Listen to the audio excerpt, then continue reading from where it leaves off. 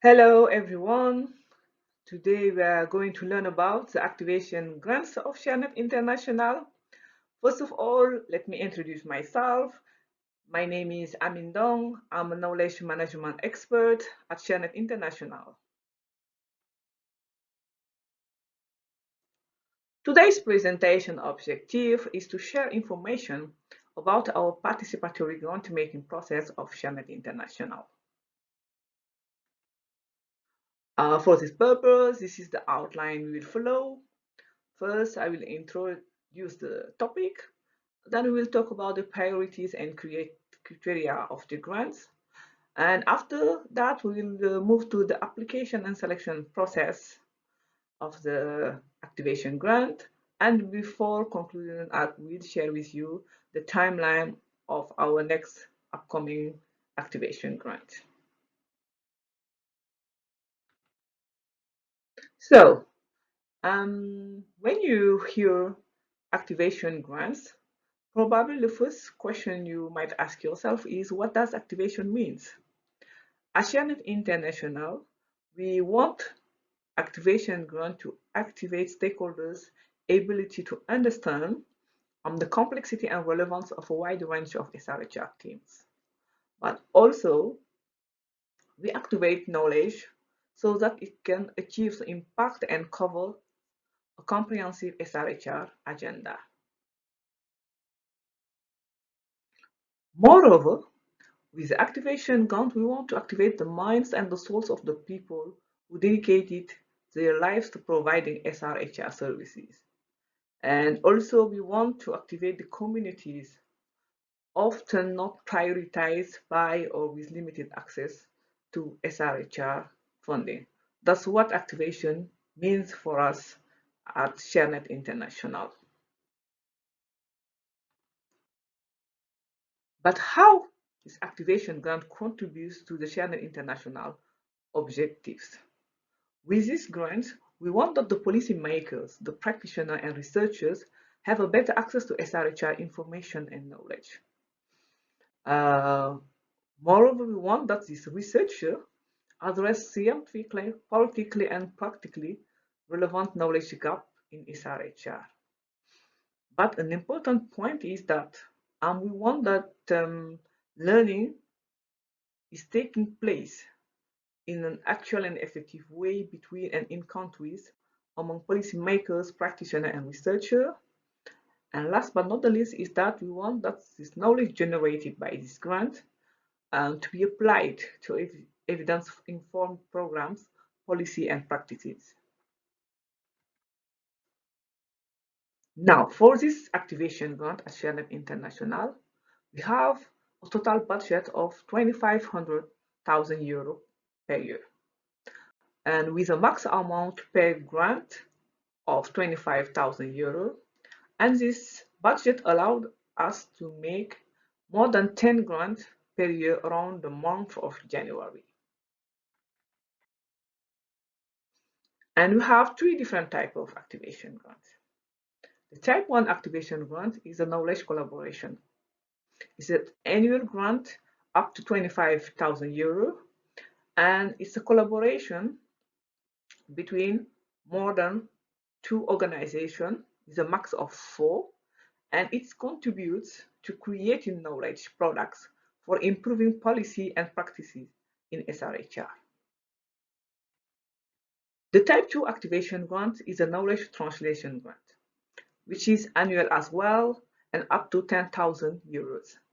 For this grant, that's one organization that creates knowledge products for improving policy and practice in SRHR. And the type 3 activation grant is a knowledge innovation grant. It's an annual grant up to €7,500, and it's contribute to funding research and documentation of practices in SRHR. So, as indicated by his name, it's fill knowledge gaps in SRHR.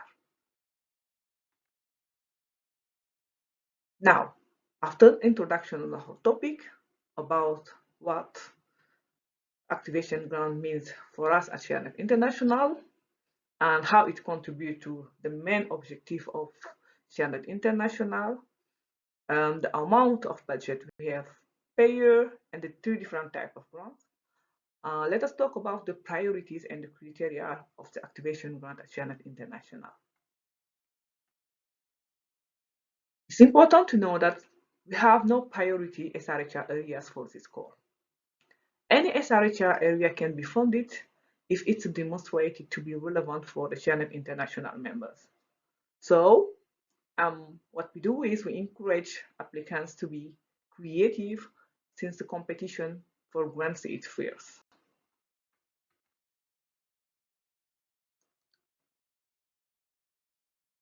Besides this priority, we have the criteria of the application.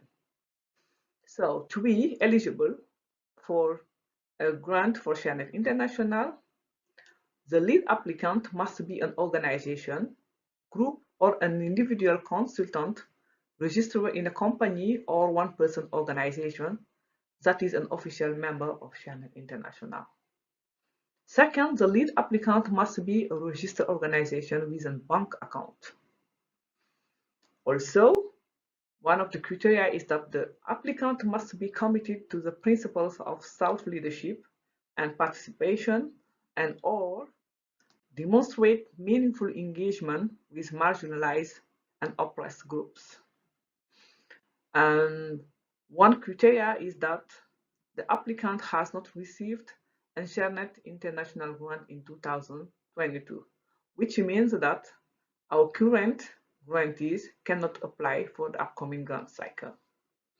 Last but not the least is that the proposed knowledge product can be developed within the 9 months time frame and the final product ready for delivery by October 31st, 2023.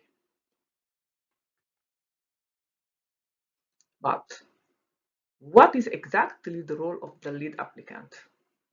Michelle Manson mentions a couple of times. So the lead applicant should be a Share-Net member, as already said, but also the lead applicants have a bank account in name of the applicant that can receive euros.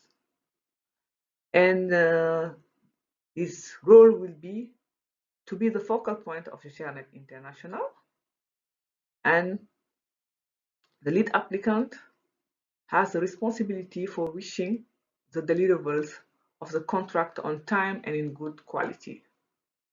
He has also the responsibility for narrative reporting by the end of the project and should be able to subcontract co-applicant and also able to transfer funds to the co-applicants in different countries.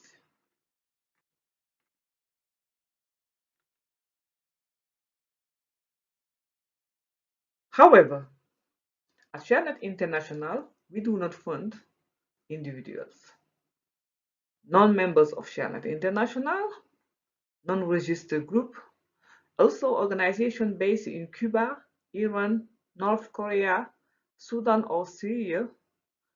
General organizational work is not funded by this grant. Also, excessive budget requests.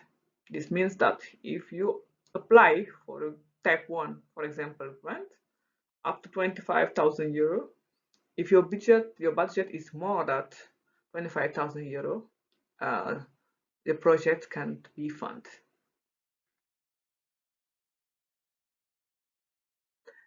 Okay, so now let us move to the application process. Now you know that we have no priorities, and then you know about the criteria for application.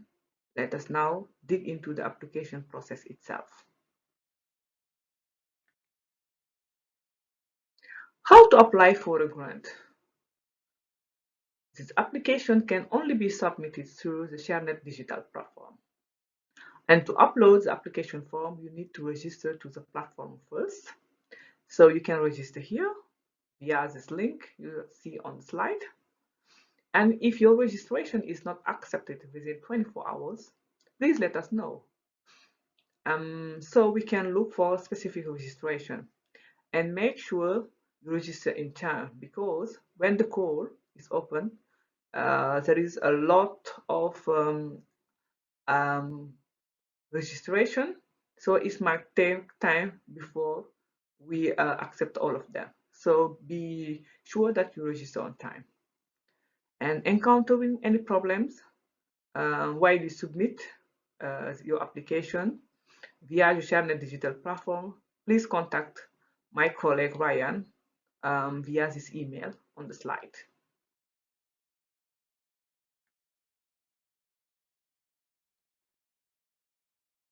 For the application form, to apply, you need to be logged into the digital platform. As already said, it's mandatory to be a Share-Net member, and then you will have your account and you can log in into the digital platform.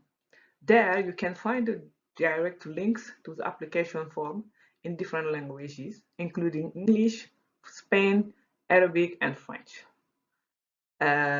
Bear in mind and note that you can save and view your application form as many times as you want before submitting the final version.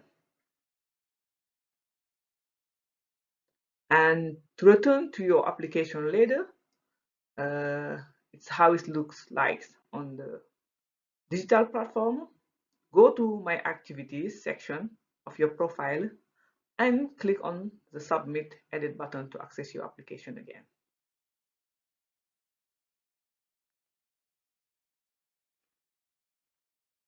Still in the application process. In the application form, there is a section dedicated to the financial condition. So to help you better really understand how you fill out this section, let us talk about the following conditions that are applicable for the budget.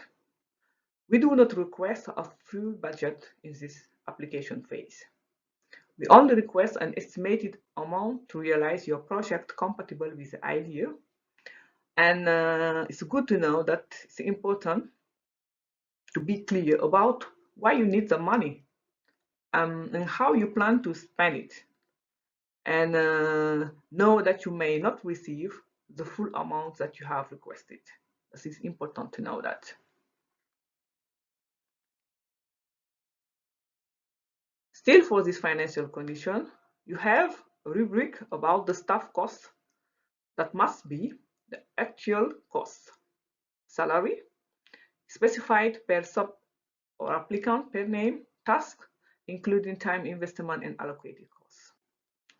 And also we have the rubric on budget costs that are in euro, including local taxes and non-deductible VAT. It's including exchange rate differences as well, if applicable, depending on your country. And also it's cost efficient, best value for money, and specified per sub-applicant, per budget line, and per specific cost.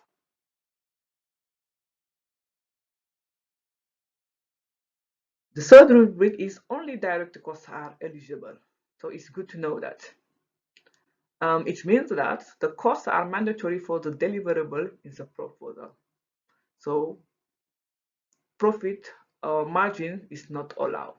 We fund only for the deliverable in the proposal. And the fourth rubric is that the budget will be assessed for eligibility of course. So it's important to know that when you submit your application, we'll assess the budget to see if it's eligible or not for the cost. So in case of not eligible costs, it will be deducted from the grant amount. And the lead applicant will be informed about this deduction. So it's important to bear that in mind. And then that the lead applicant will have 5 working days to make its case about eligibility of rejected costs, which will be assessed within 5 working days after submission by the lead applicant.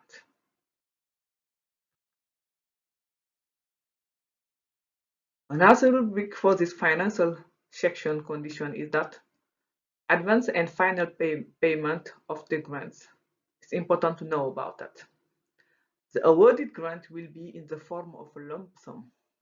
This means after the initial approved budget, no financial report is mandatory. And know that 80% of the lump sum will be advanced to the lead applicant, and the 20% of the lump sum will be transferred to the lead applicant upon approval final narrative report. And the lead applicant is responsible for distribution of the advance and final payment to the sub-applicant. And this is in case of a collaborative grant, the type 1. And SRHR International won't distribute the advance and final payment to the sub-applicant, but the lead applicant will do it.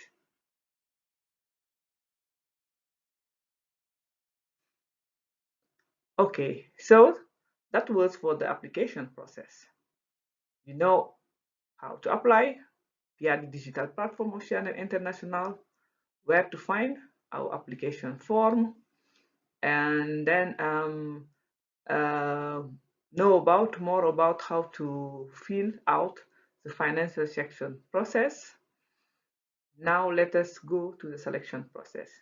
You have applied for your grant and you are waiting to get a response from SRHR International.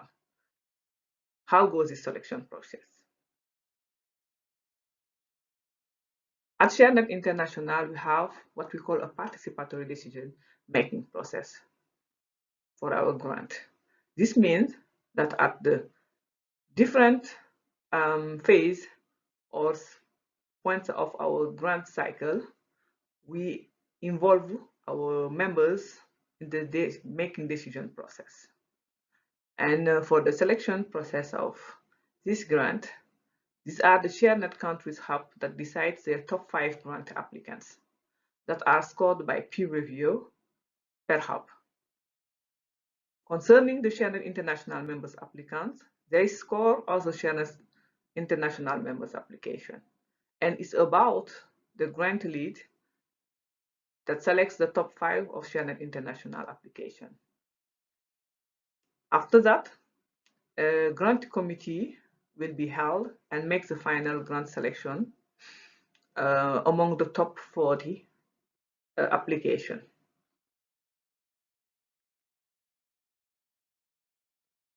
So, in a more explicit way, it's how it looks, the selection process. First, we have that the first step is that all eligible applications are reviewed and scored by the peer review. And then we have the top 5 applications, as already said, per hub and SRHR International member that are selected. And as you see on the slide, we have 7 hubs in Burundi, Burkina Faso, Bangladesh, Colombia, Ethiopia, Jordan, and the Netherlands. And we have a pool of international members.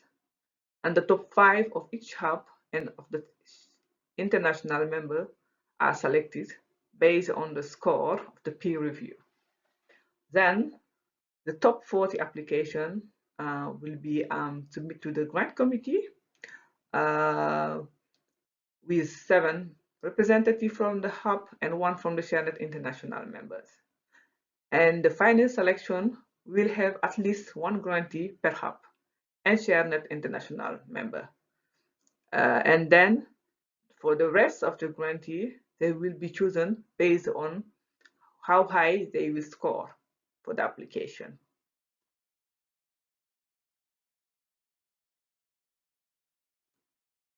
And these are the criteria used to assess the proposal. I won't read them, all of them, as you see on the slide, but it's good to know which criteria will use the peer review to score your proposal, and it will help you to better write your application accordingly to this criteria. So these are the criteria. We have 7. And then for the selection process, there are other requirements. It's good to know that our decisions will also consider that the project be spread across teams, types of activities, and countries or geographical areas. So it's not only about scoring high, but we will also, the grant committee will take into account this consideration. And it's good to know also that as SHARE-Net International, we bear in mind conflict of interest. It will be identified as relevant people will be removed from specific discussion and decision for the grant committee. So it's important that this grant committee is neutral.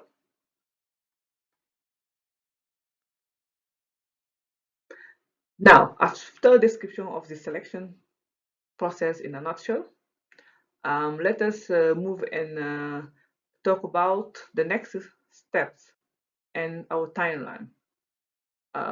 What will happen once you are selected for the grant for SHARE-Net International, and what are the most important dates to note on your agendas during this cycle.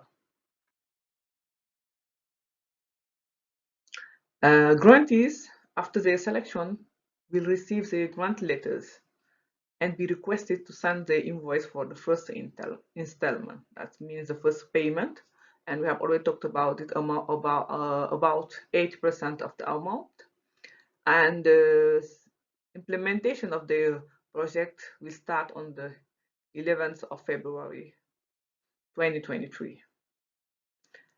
All the grantees will have a kickoff conversation with the SHARE-Net focal point. This means that our grantees are supported and accompanied by SHARE-Net focal point. And after implementation of their project, a draft of the knowledge products are shared with SHARE-Net International.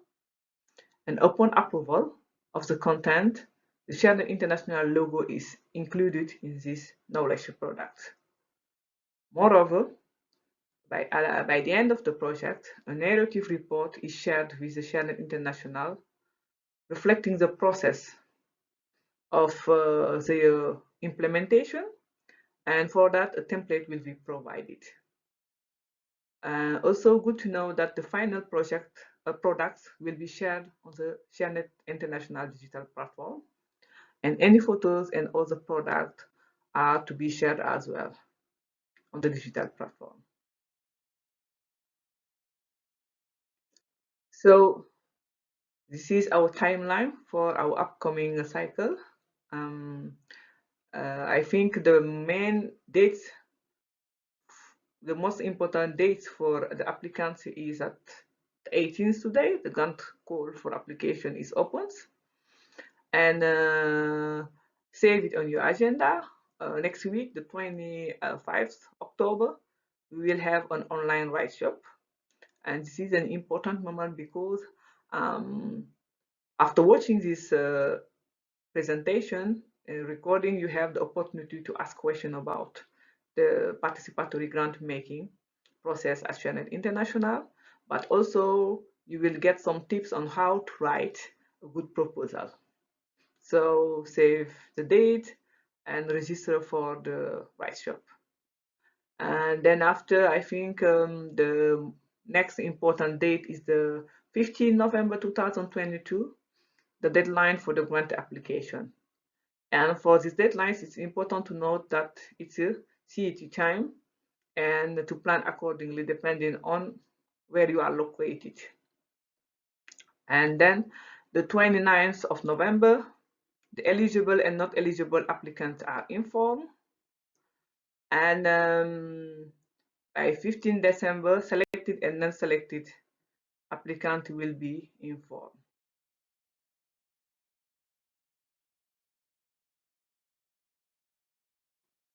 And the implementation of the grant will start, as already said, the 11th of February till the 31st October 2023.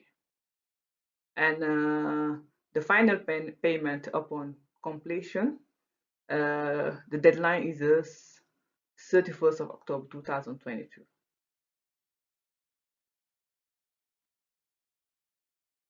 So now we are by the end of our presentation. And to conclude, I would say that if you have any question at a later stage, please contact me. And you can see my email on the slide. And for technical questions, please use this email info@sharenetinternational.org. Thank you for watching, and hope to see you next week at the Writeshop.